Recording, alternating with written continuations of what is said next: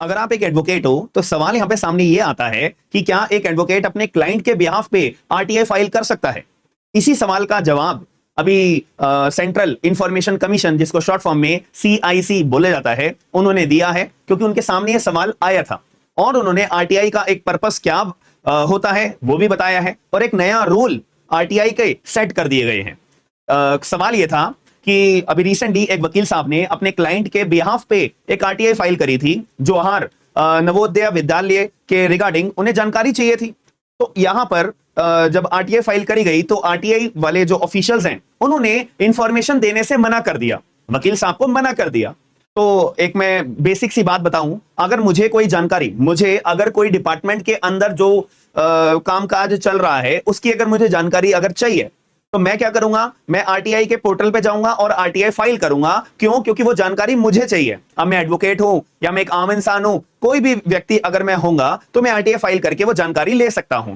अब अगर ऐसा हो जाए कि मुझे जानकारी नहीं चाहिए, मेरे साइड वाले व्यक्ति को चाहिए या मेरे क्लाइंट को जानकारी चाहिए, तो मेरा क्लाइंट आरटीआई फाइल करना नहीं चाहता है, उसने बोला है कि वकील साहब आप जो है मेरे बिहाफ पे आरटीआई फाइल कर दो और जानकारी निकलवा लो। अब आरटीआई वाले मेरे को जानकारी देने से मना कर देते हैं, मैं फाइल कर देता हूं अपील।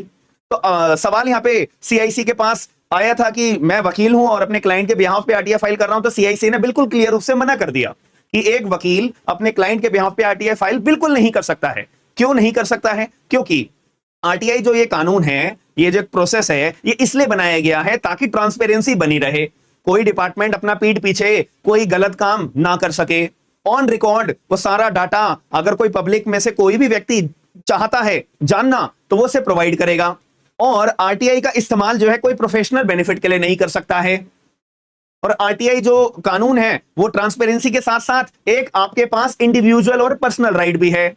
लेकिन वकील अगर कोई इसको प्रोफेशनल बेनिफिट के लिए, जिसमें उसको इंफॉर्मेशन नहीं चाहिए, उसके क्लाइंट को चाहिए, ऐसी टैक्टिक्स का इस्तेमाल अगर वकील करेगा तो वकील को जानकारी, यानी कि वकील को आरटीआई फाइल करने से मना कर दिया गया है। यह नया रूल बना दिया गया है, याद रखना 2026 का यह रूल है ऑफिशियल, और इस बात को आप हमेशा गौर करिएगा। अब मुद्दे की बात यहां पे एक और यह भी खड़ी होती है कि अब अगर आरटीआई फाइल हम करते हैं और आरटीआई फाइल का जवाब 30 दिन के अंदर अंदर आता ही आता है, तो अगर आरटीआई फाइल करने के बाद 30 दिन के अंदर अंदर मुझे जवाब अगर नहीं आता या मुझे जवाब देने से मना कर दिया जाता है, तो सेकंड ऑप्शन यहां पे होता है आपके पास अपील का, जो करंट केस के अंदर वकील साहब ने अपना हथियार एज अपील के रूप में अपनाया था। और उनको ये एट द एंड एक नई रूलिंग सेट करने के बाद में उनको ये बात समझ में आई और समझाया गया। तो आपका क्या मानना है कि क्या एडवोकेट्स को आरटीआई फाइल करने का अधिकार मिलना चाहिए या नहीं मिलना चाहिए अपने क्लाइंट के बिहाफ पे? मैं अगर एक एडवोकेट हूं, मेरे पास तो अधिकार है कि जो जानकारी मुझे चाहिए, लेकिन अगर मैं क्लाइंट के बिहाफ पे आरटीआई फाइल कर रहा हूं वो मना कर दिया गया है, याद रखना। तो आपका क्या ओपिनियन है एक बार कमेंट बॉक्स के अंदर मुझे जरूर बताइएगा। और क्या लाइफ में आपने कभी आरटीआई फाइल करी है, कोई जानकारी निकाली है और इसका आपका कोई अपना मन का भाव है, तो मुझे कमेंट बॉक्स के अंदर जरूर बताइएगा और वीडियो को लाइक करके शेयर जरूर करिएगा। हम मिलते हैं नेक्स्ट वीडियो में। थैंक यू, धन्यवाद।